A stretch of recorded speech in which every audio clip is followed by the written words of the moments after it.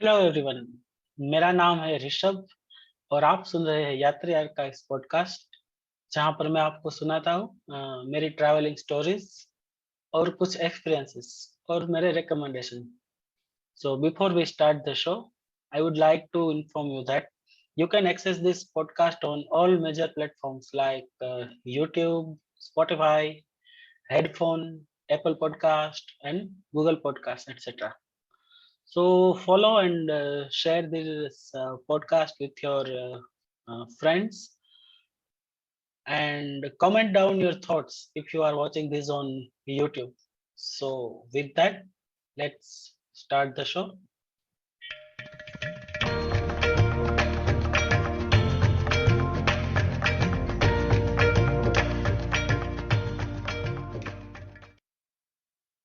तो आज हम बात करेंगे भारत के one of the most happening place rather की एक स्टेट।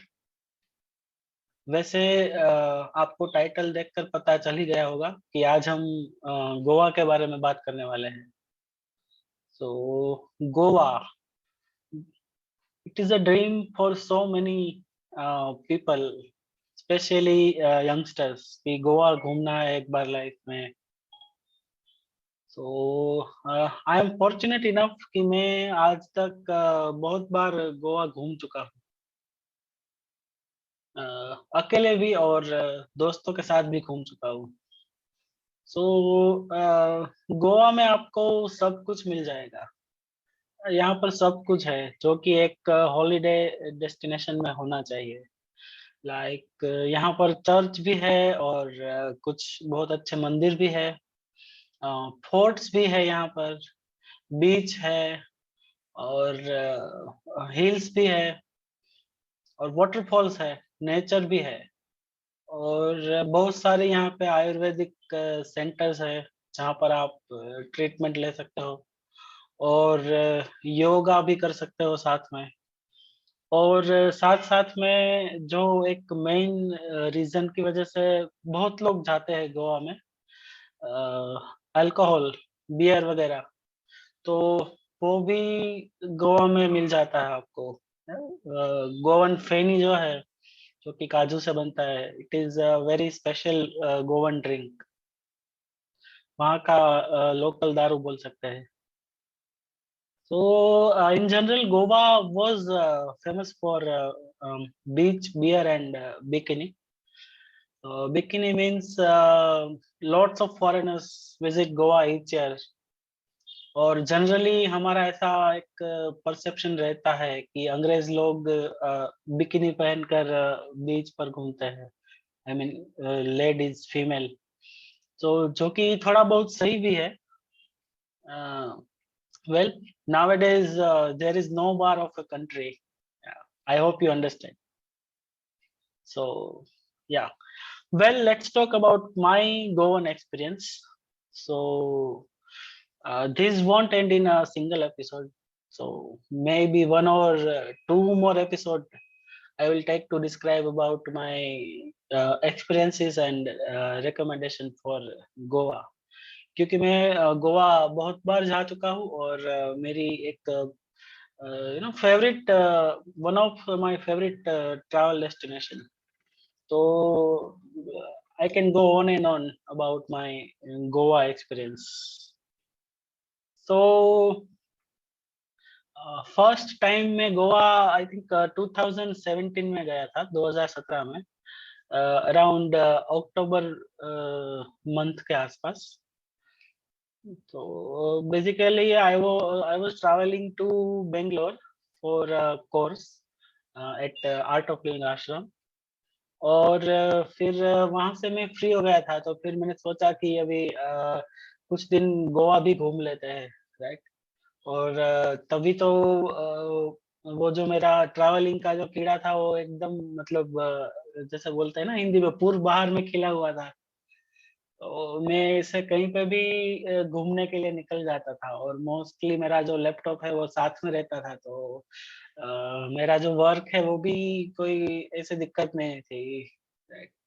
मैं तो वर्क फ्रॉम बीच और वर्क फ्रॉम माउंटेन्स बहुत सालों से कर रहा हूँ। कोविड में ये नया-नया कांसेप्ट आया था, but I am doing this from many years. तो मैंने सोचा कि अभी चलो गोवा घूम लेते हैं। तो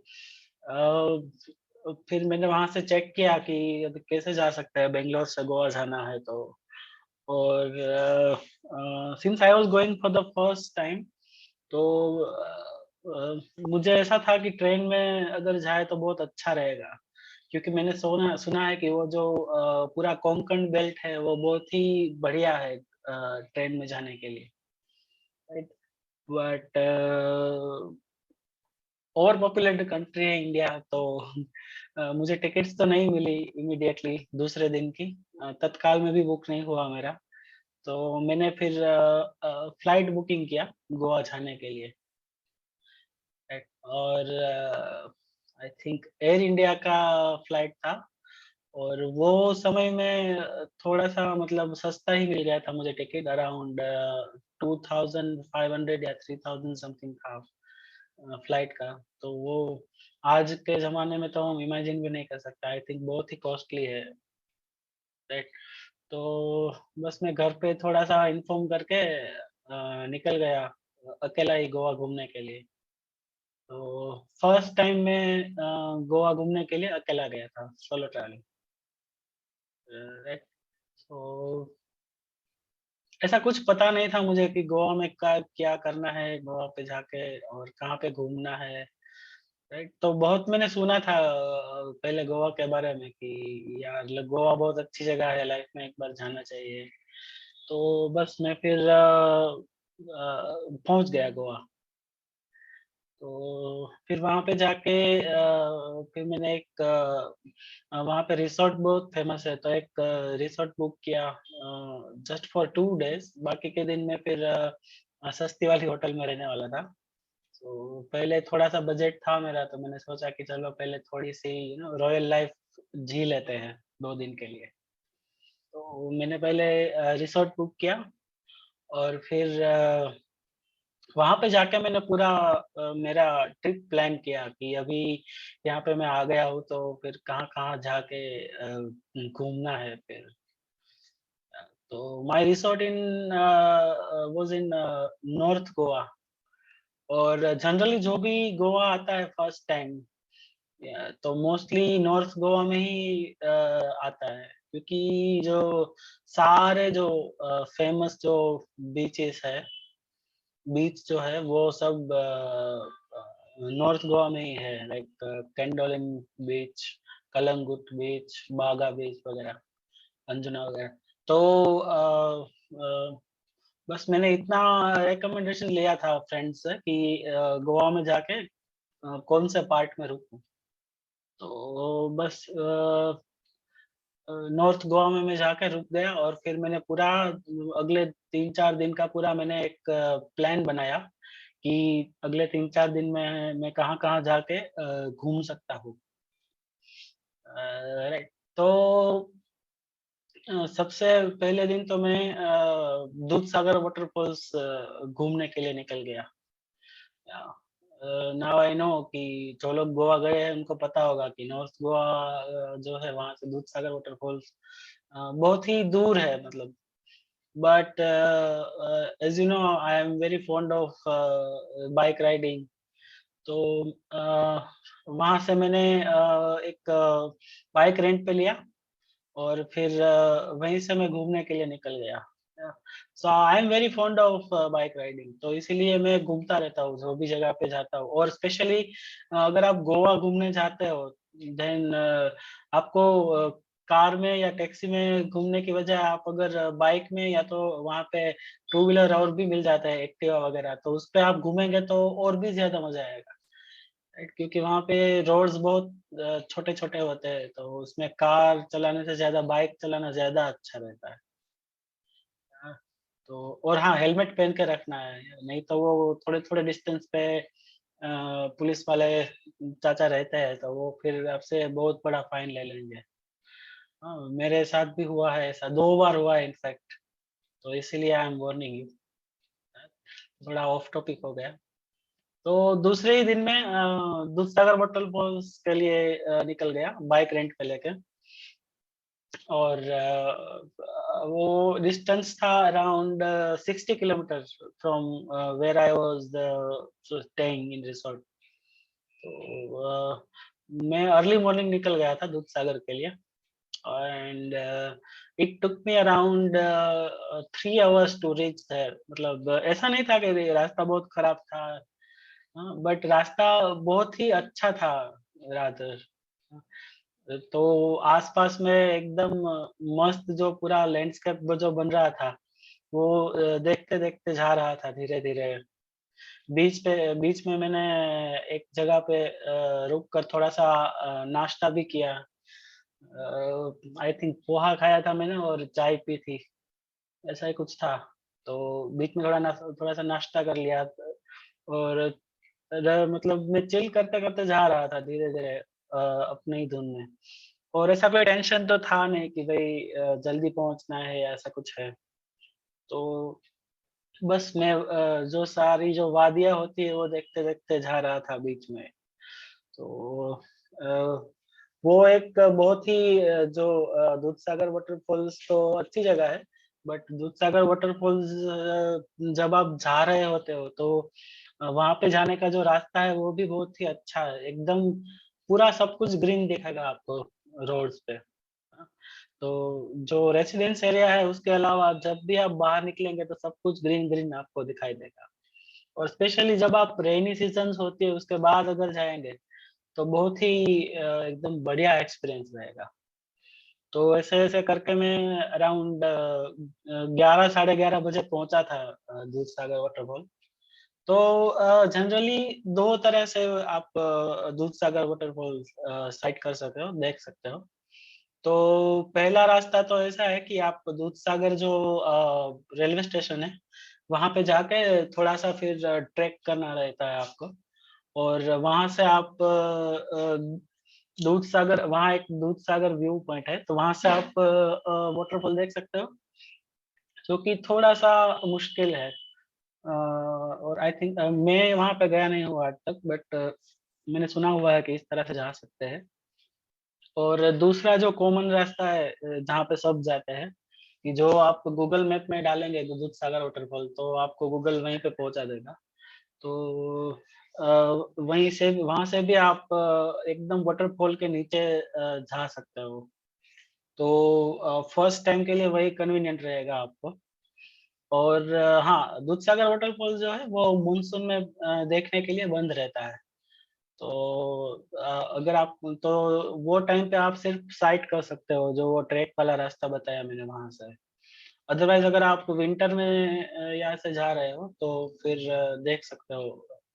तो उसके लिए फिर आपको थोड़ा-सा छोटा-सा एक प्रोसेस करना पड़ता है कि वहाँ पे जाके रजिस्टर करना पड़ता है अपना नाम। और वो वहाँ से फिर आपको लाइफ जैकेट मिलता है, उसका कुछ जनरल चार्ज रहता है, कुछ 40-50 रुपए, I don't remember it now. और फिर वहाँ से आप अपने व्हीकल में नहीं जा सकते, जो लास्ट का जो 10 किलोमीटर जितना जो रास्ता है, तो वो आप अपने व्हीकल से नहीं जा सकते, वो वहाँ पे जो पहले से ही बोलेरो वगैरह कार वो रहती है, तो वो पिकअप टाइप की, तो आपको उसी में जाना पड़ता है। उसका रीज़न ये है कि जो लास्ट का जो 10 किलोमीटर का जो पार्ट है, वो एकदम नेचर के अंदर ही है, वहाँ पे कोई रोड्स वगैरह नहीं बने हुए हैं, राइट? तो बीच में नदी वगैरह आएँगे और एकदम रास्ता भी बहुत ही रास्ता मतलब रोड तो बना हुआ नहीं है, तो जो एकदम नेचुरल रास्ता रहेगा, तो फिर वो लोकेशन में फिर आप एक्सेस नहीं कर पाएँगे कि कैसे जाना है। तो ये जो वहाँ पे तय की हुई जो गाड़ी है गवर्नमेंट की, आई थिंक वो गवर्नमेंट अप्रूव्ड गाड़ी सब होती है। I am not sure, but generally ऐसा ही रहेगा। तो वही गाड़ी में आप वहाँ वहाँ तक जा सकते हो। और वहाँ से जो वहाँ पे भी एक व्यू पॉइंट है और थोड़ा-सा आप चल के आगे जाएँगे तो वाटरफॉल के नीचे आप जाके फिर नहा सकते हैं। एक नदी, एक नाले जैसा थोड़ा-सा बना हुआ है, तो उसमें जाके आप नहा भी सकते हैं। तो वो पूरा मेरा एक्सपीरियंस था, वो बहुत ही अच्छा रहा। And since it is a very famous public destination, तो वहाँ पे आपको सब खाना वाना भी मिल जाएगा, मैगी वगैरह, मैगी बहुत ज्यादा मिलेगी, चाय मिल जाएगी, और भी बहुत कुछ खाना मिल जाएगा। हाँ, तो ये मेरा पूरा दूधसागर वाटरफॉल देखने का एक्सपीरियंस जो है वो एकदम बढ़िया रहा। हाँ, तो ऊपर से ऐसे पानी आता है, वो नीचे गिरता है, वो पूरा देखने का एक मजा ही अलग है। जब भी मैं वाटरफॉल्स देखने जाता हूँ तो नो मैं थोड़ा सा पागल हो जाता हूँ देख के, बहुत ही अच्छा रहता है एक्सपीरियंस। तो बस, तो वो तो पूरा दिन उसी में गया, और रिटर्न में फिर वहां से कुछ थोड़ा सा खाना वाना खा के फिर मैं अपना बाइक लेकर फिर निकल गया, और फिर मैं गया सीधा एयरपोर्ट साइड। तो क्योंकि मैं थोड़ा सा मैंने वो रिसर्च किया था, तो उसमें एक देखा रहा था गोवा का haunted place, three kings chapel करके एक चर्च है वहां पे। It is an abandoned church. तो बस मुझे सिर्फ ऐसे देखने के लिए जाना था कि वहां पे क्या है, तो वो एयरपोर्ट साइड है पूरा वो जो प्लेस जो है। तो फिर मैं वहां पे भी गया, बट वो पूरी जो जगह वो थी वो उस टाइम पर तो बंद थी। अभी मैं देखता हूँ कि कोई कोई लोग जाते हैं वहां पे, यूट्यूब पे या ऐसा कुछ मैंने देखा हुआ है। तो बट जब मैं गया तभी वहां पे पुलिस का भी थोड़ा सा था, पुलिस थी वहां पे, और वो आगे नहीं जाने दे रहे थे लोगों को। तो वो मेरा प्लान तो फ्लॉप हो गया। बट नेवर माइंड, वो पहले दिन तो पूरा दिन मैंने गोवा में बाइक लेके राइड भी किया, और बाइक में घूमने का वो जो पूरा मजा है वो मैंने उठाया पहले दिन गोवा में। तो बस, और फिर रात को तो अपने रिसोर्ट पे आके थोड़ा सा खाना फिर खा लिया। तो ऐसे मेरा पहला दिन पूरा हो गया इस तरह से। और दूसरे दिन तो फिर लोकल वहीं पे जो फोर्ट है, तो वहाँ तीन चार अलग अलग फोर्ट्स है गोवा में। तो एक जो फोर्ट है वो बहुत ही फेमस है, जो कि दिल चाहता है मूवी में आप सबने देखा होगा। तो इसको दिल चाहता है फोर्ट भी लोग बोलते हैं, और अगोड़ा फोर्ट भी बोलते हैं, राइट। तो वो मैंने देखा। तो वो फोर्ट तो मतलब ओके ओके था, उतना कुछ खास नहीं था। बट दूसरा एक फोर्ट वहाँ पे गवर्नमेंट ने डेवलप किया हुआ है, मतलब वो पहले से था बट उसको थोड़ा सा रिकंस्ट्रक्ट करके बहुत ही अच्छा बना दिया है। तो it is called Reis Magos fort. तो वो वहाँ पे आप जाना 100%, अगर आप जा रहे हो गोवा घूमने के लिए, तो रीस मेगोस फोर्ट पे आप जाना। वो एकदम प्रॉपर वे से बनाया हुआ एक फोर्ट है। और वहाँ की एक बात मुझे अच्छी ये लगी कि आप अगर फोर्ट के एकदम ऊपर चले जाएंगे, right, तो आपको एक साइड से पूरा एकदम समुंदर दिखेगा, पूरा दरिया दिखेगा। और दूसरी साइड अगर आप जाओगे वही से, तो आपको वहाँ पे मंडोवी रिवर दिखेगी। तो ये एक बहुत ही रेयर साइट है फोर्ट से दिखने वाली। और फोटोज भी बहुत अच्छे क्लिक होंगे वहाँ पे आपके, कोकोनट ट्री, ओशन, राइट। तो वो एक पूरा एक बहुत ही अच्छा एक इमेज बन जाएगा। और वो मतलब आप अपने अंदर भी एक वो आप फील कर सकेंगे, वो जो पूरा नो ओशन देख के एक जो खुशी होती है वो, तो वहां से आप एंजॉय कर पाएंगे। तो ये दोनों फोर्ट मैंने देखे उस दिन। और कुछ कुछ कैफेज थे वहां पे, मैं नून में कैफे में गया था। तो वहां पे कॉफी वगैरह, कॉफी पिया, और कुछ थोड़ा सा स्नैक्स किया, कुछ खाया नहीं था उस दिन इतना ज्यादा। तो बस, और फिर इवनिंग में जो सबसे फेमस वहाँ पे बीच है कलंगुट, कलंगुट बीच पे जाके फिर मैं इवनिंग में वहाँ पे बैठा था।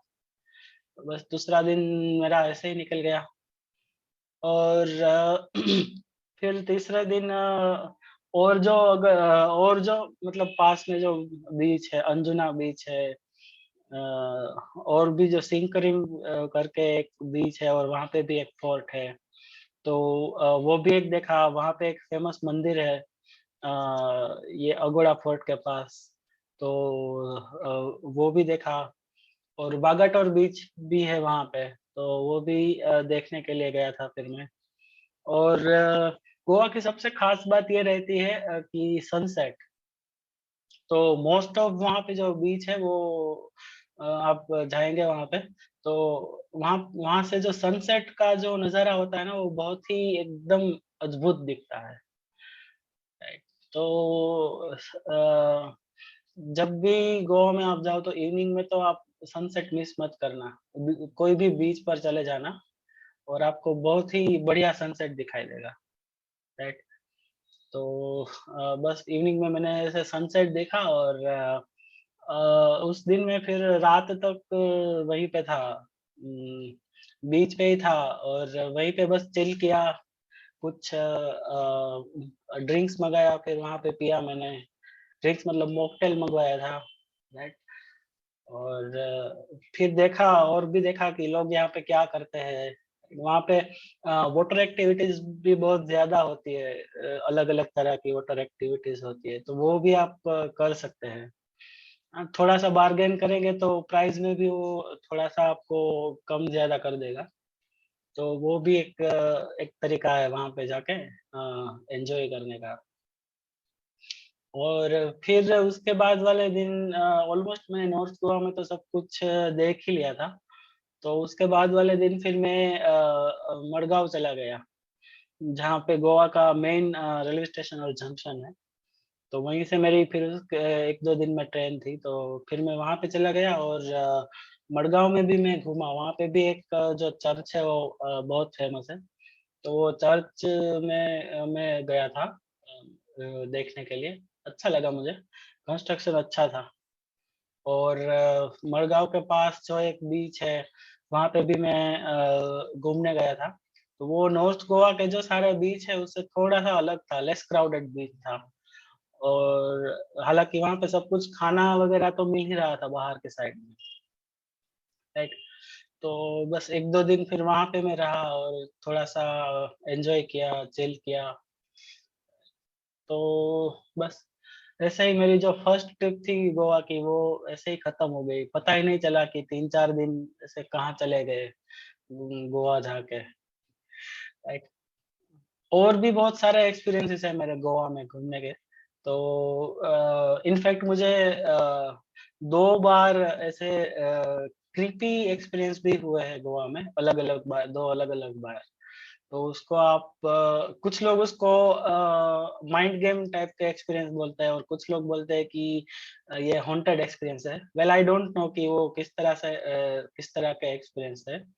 बट उस तरह के भी कुछ थोड़े से काइंड ऑफ क्रीपी एक्सपीरियंस हुआ है कि ये सब जो एक्सपीरियंस है वो मैं अगले एपिसोड में शेयर करूँगा आपके साथ।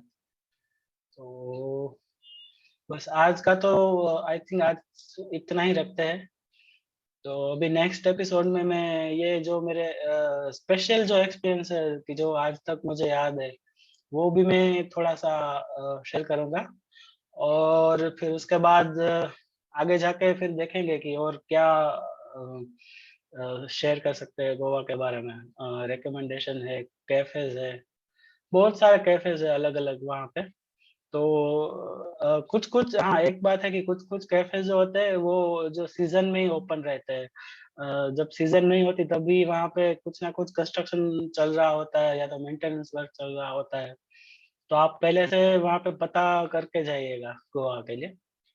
और घूमने का सीज़न मोस्टली अक्टूबर से लेकर मार्च तक रहता है, अक्टूबर-नवंबर से लेकर मार्च तक रहता है। तो तब आप जाओगे तो आपको फुल फ्लेज में सब कुछ दिखेगा। या अदरवाइज़ उसके अलावा आप जाओगे तो कुछ ना कुछ आपका मिस होता रहेगा, right? So that's it for today's episode. फिर अगले एपिसोड में और बात करेंगे गोवा के बारे में और भी जो मुझे कुछ-कुछ जो एक्सपीरियंस हुआ था, तो वो अगले एपिसोड में वो बात कर लेंगे और फिर मिलते हैं फिर अगले एपिसोड में। तब तक के लिए good bye and take care of yourself.